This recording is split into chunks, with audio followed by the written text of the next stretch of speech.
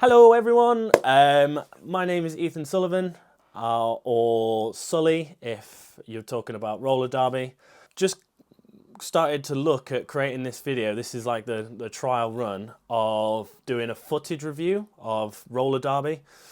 So what I'm going to do with this is, the first one is obviously going to be for the team that I play for, which is SDRD. What this video is really going to be about is breaking down our gameplay, breaking down my own gameplay, and then what I would do differently in situations, or what I could do better in situations, and same for the actual gameplay of SDRD. Depending on how this goes, there will be videos of me breaking down how another team works and what I would do in those situations to beat that team. But overall, we're going to do an intrinsic look into how SDRD performed in this one jam. So I started when I was about 16, 17, playing for Lincoln or LRT. Yeah, so 10 years technically I've been involved or around roller derby. I've played for Team England since I was 18 until up to COVID, or just before that. Recently just been voted in as captain of SDRD. And I'm an intermittent coach and bench staff for LRD, which is the WFTDA side of roller derby in London.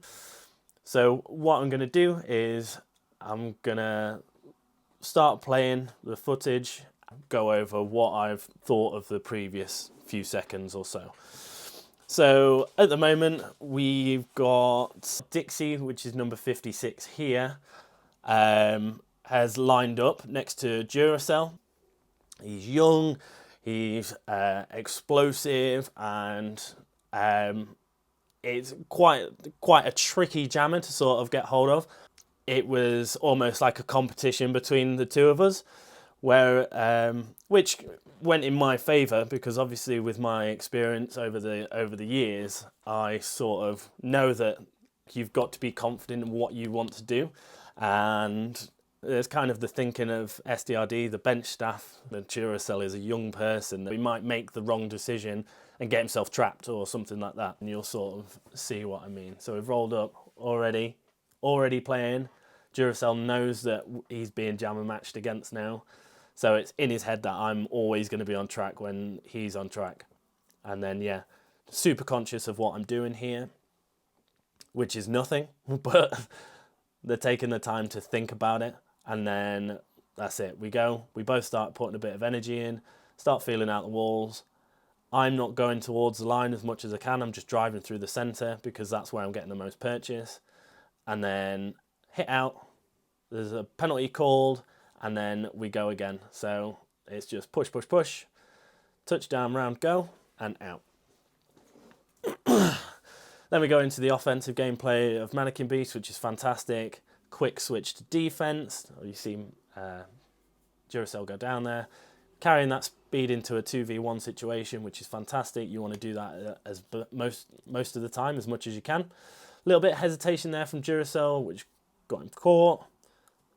Bit of a slow switch from offense to defense, and then everything starts to even up. Players coming in from the box, and now I start to play that patient game again. Change of speed. Bit of an offense there from Crush, and then here we go, a bit of acceleration and out to where Duracell comes out.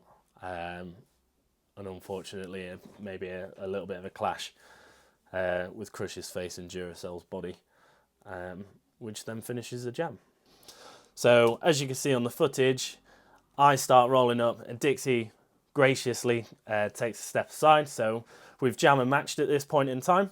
Throughout the game, we had struggled with sucking back onto the jam line. We were getting to a certain point and then just stopping and allowing both of us to have space. Whereas if you see on this one, immediately we come back past the jam line straight away.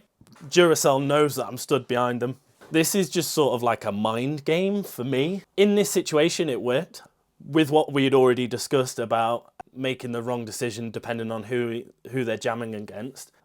This was me applying pressure without actually providing any pressure whatsoever.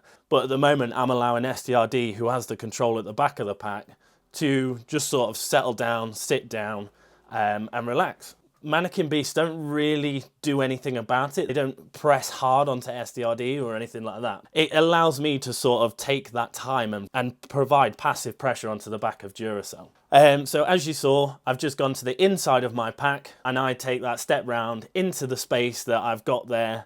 They haven't pressed back. They haven't sucked back onto the back of our jammers, our pack, sorry. And by the time I've got into the center, they've not closed that up. Now I've gone in at an angle, so I don't know whether you can see it quite clearly there, but I've gone in at an angle because I'm trying to attempt to attack a link here. A, give myself some space. B, try and draw a penalty. So look at the draw, I get a penalty, which then has dropped it down to 3 versus 4. So meanwhile, Duracell's still at the back with a 4 wall. I've then managed to break the pack up and launch to the inside. I think I got elbowed off or forearmed off, which has then dropped it down to a 2 versus 4, which is the ideal start. You manage to drop 2 people off a 4v2 situation. So Duracell, unfortunately, is in a really bad situation here. I did get hit off, and to be safe, I've recycled myself round regardless of the penalty being called. To be sure, you're not playing the refs. You want to play the cleanest game you possibly can. So even if they are quite trigger happy, it's your job to make it very clear that you're not the one causing any issues. So I get recycled back to the back of the pack. Somebody gets sent off, and then you'll see me attack the front 2 blockers. Now I go to the very edge because I'm not covering the lines. Obviously it's a 2 wall. If you can start getting them separated out and get them working in and out, there's going to be a mistake at some point. But my legs have already started twisting around. I'm doing like a bit of a break dancing move. So I end up putting my one hand down to get a bit of a twist, spin out of it, which is not ideal. What I want to be doing is try and keeping my hips square and travelling in that direction and not wasting time spinning or doing any excess movements when I don't need to. It allowed the blocker to sort of catch up to me.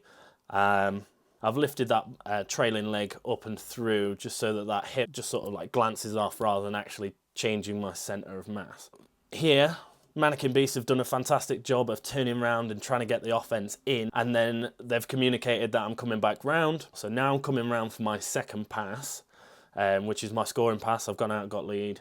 They've given me clear space to attack that forward chest-facing blocker. I contact 12 from Manneken Beasts, push them forward on the line, and then that's it. Like, I'm straight out.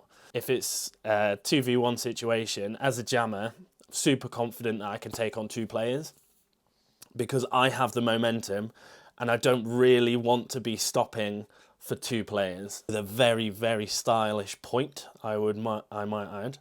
Again, Manneken Beast coming back for that offensive gameplay.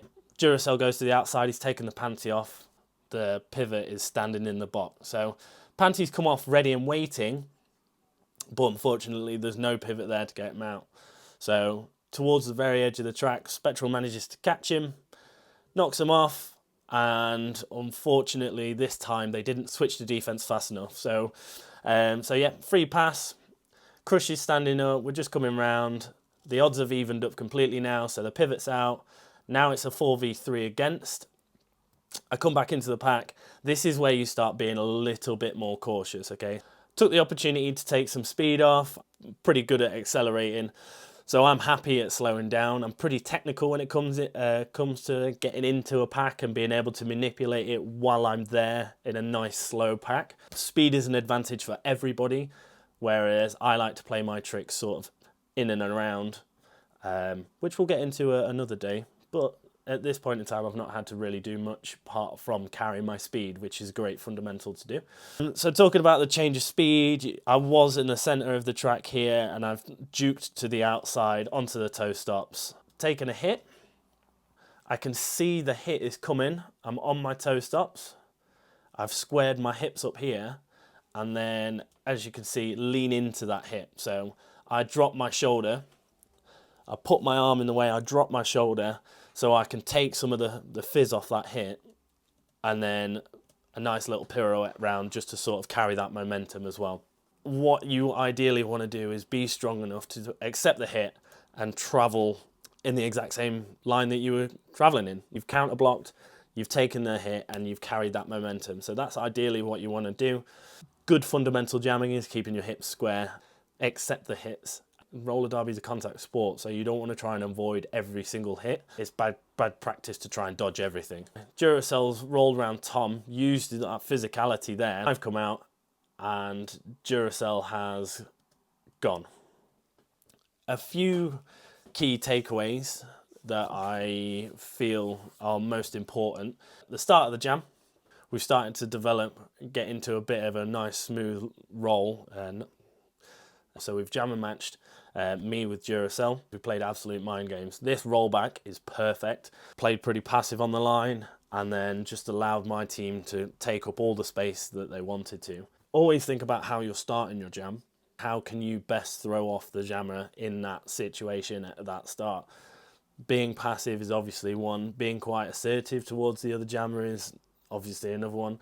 Defensive gameplay to allow your team to do something. There's a million and one things that you can do to give yourself and your team the advantage in that jam. So yeah, I hope that you enjoyed the jam. I hope you enjoyed sort of like the footage review. There are things in there that I could have done much better, not even being in a position to get hit out, making sure that I'm trying to carry a little bit more speed when I'm coming into the pack and stuff like that, not always trying to dodge hits, remember. What you want to do is try and set your team up for success in the next jam. So you don't always want to be going 100% all of the time, because that could be detrimental to the defensive gameplay that your team's doing. So always take that, even if it's just a beat, to just sort of take that time, play a little bit passive, keep your head up. So I would argue that I kept my head up the entire time because that's what's going to give me the most feedback out of everything. If I'm facing away from the track, doing too many spins, or I can't see who's going to come and hit me, where I'm supposed to counter block, stuff like that. But yeah, that was an SDRD Manneken Beast jam review. I hope you liked it. I hope you liked the format. Obviously, I'm predominantly a jammer, but over the years developed my blocking ability, understanding of the mechanics of the body and stuff like that. So just taking all the knowledge and experience that I've gained and just piling it into little brief reviews of like singular jams rather than an actual team's full gameplay. It's quite intrusive, breaking down a whole team's gameplay. That's why footage review is so very important, is you can see things so much clearer and so much better than what you can see on track. Like I said, if you've got the most amount of vision you can on track, that's nothing in comparison to what we can actually see on footage. So as a jammer, you might not think a line is available, but looking at the footage back, you can 100% guarantee that if it's there, you'll be able to get to it. You just need to figure it out how to get to there. So yeah, that was my review of our game against Manneken Beasts. I hope you guys all enjoyed it, and I'll look to do one as soon as I possibly can. Try and keep it going at least once a week. Cheers. Bye.